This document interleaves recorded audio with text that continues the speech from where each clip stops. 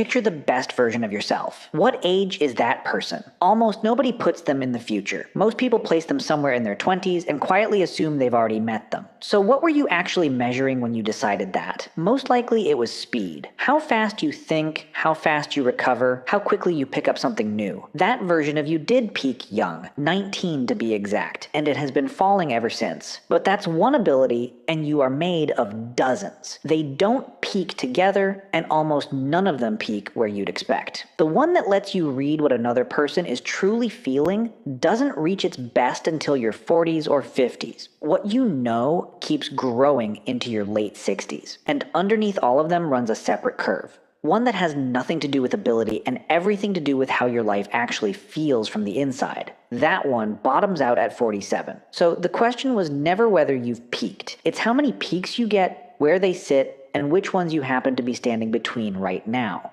Start with the one you already believed. That 19-year-old peak is real, and it comes from one of the largest studies ever run on how the mind changes with age. In 2015, Joshua Hartshorn at MIT and Laura Germain at Massachusetts General Hospital tested nearly 50,000 people, every age, across different mental skills, then checked the results against decades of older IQ and memory data. Raw processing speed topped out at 18 or 19 and started dropping almost immediately. It's why a 16-year-old can pick up a new video game and outreact you before dinner. That quickness is real, and it is genuinely theirs. But watch what we did with that one fact. The single ability that fades first, the most teenage thing your brain does, quietly became the stand-in for all the rest. We let it define the entire shape of a human life. It isn't the rule, it's the exception, and almost everything else about you is still climbing. Take memory, which nobody thinks to check. Your short-term memory,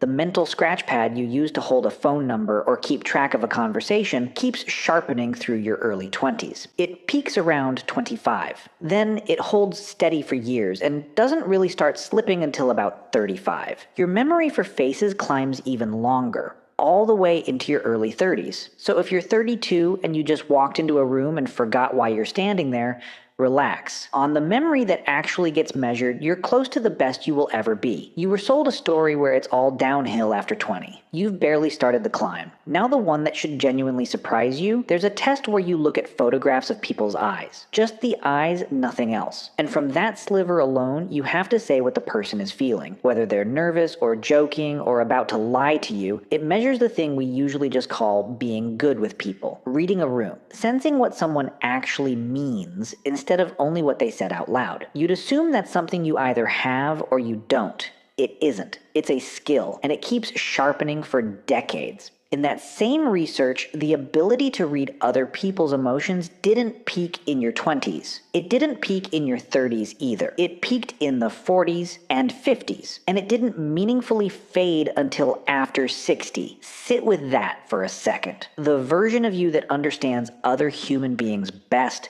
that can walk into a tense room and actually feel what's moving underneath it, hasn't been built yet if you're under 40. The New York Times, covering this study, said it plainly. The older brain may run slower, but it's just as accurate in many areas and better at reading other people's moods, which means the 25-year-old with the faster brain is not the one who reads the room best. Someone close to twice that age is. The exact thing we file under wisdom is not something you're quietly losing. For most of your life, it's something you're still earning. And then comes the one that breaks the whole picture in half. There are really two kinds of intelligence. The fast kind that cracks a brand new problem the moment it lands in front of you. And the deep kind, built slowly out of everything you have ever read, learned, and lived through. The fast kind fades early. The deep kind is the one still rising when you're 70. Vocabulary is that second kind. Not just words, but the whole library behind them. Facts. Meanings, the slowly assembled sense of how the world actually works. The old assumption was that this topped out somewhere in your late 40s. When Hartshorn and Germain looked at the newer data, they found something they flat out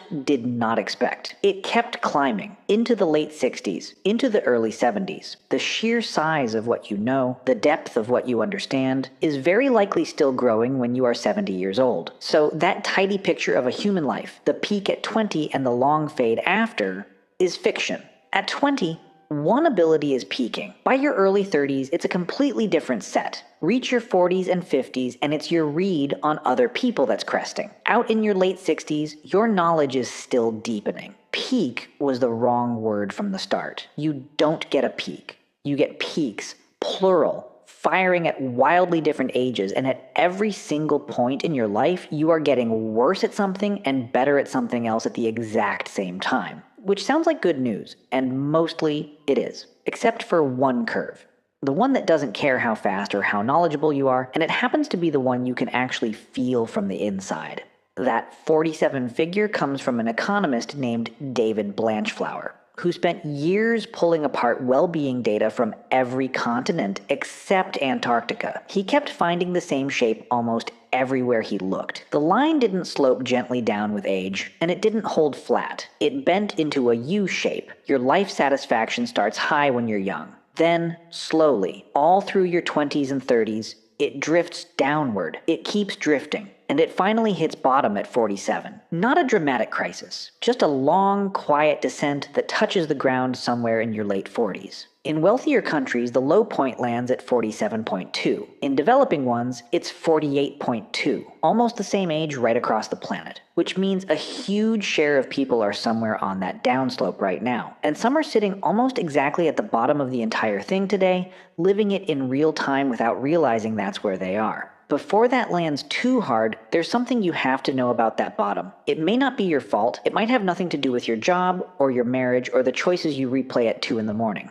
In 2012, a team led by Alexander Weiss at the University of Edinburgh measured well-being in 508 great apes.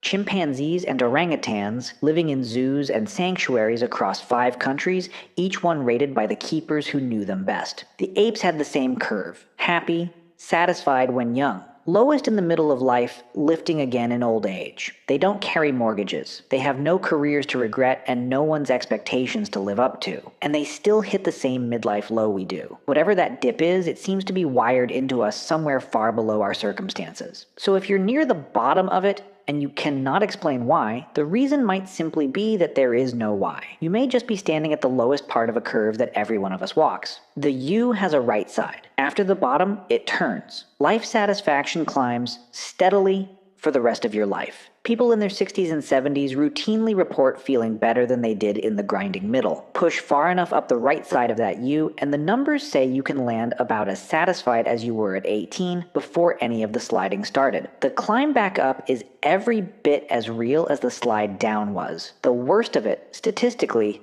does not last. So this is where that assumption falls apart. The one that put your best self somewhere behind you. Look at what's actually true. If you're in your 20s, your speed is peaking and very nearly everything else you value is still out ahead of you. In your 30s, your memory sits near its sharpest while your read on people is only starting to come in. Hit your 40s or 50s and you're at the absolute peak of understanding other human beings, resting close to the bottom of the hard stretch, which means the long climb up is about to begin. And if you're past that, your knowledge is very likely still growing. Right in the years the data says life starts feeling lighter again. There is no single moment where you stood at your best, and everything since has been spending it down. That person was never real. You are a moving collection of abilities, each arriving in its own season, and the one that will matter most to you may not have even shown up yet. You were never on your way down. You've been on your way up this whole time, just not along the one line you were told to watch, so go back to that best version of yourself. The one you placed somewhere in your 20s without really thinking about it. There's a very good chance you haven't met them yet.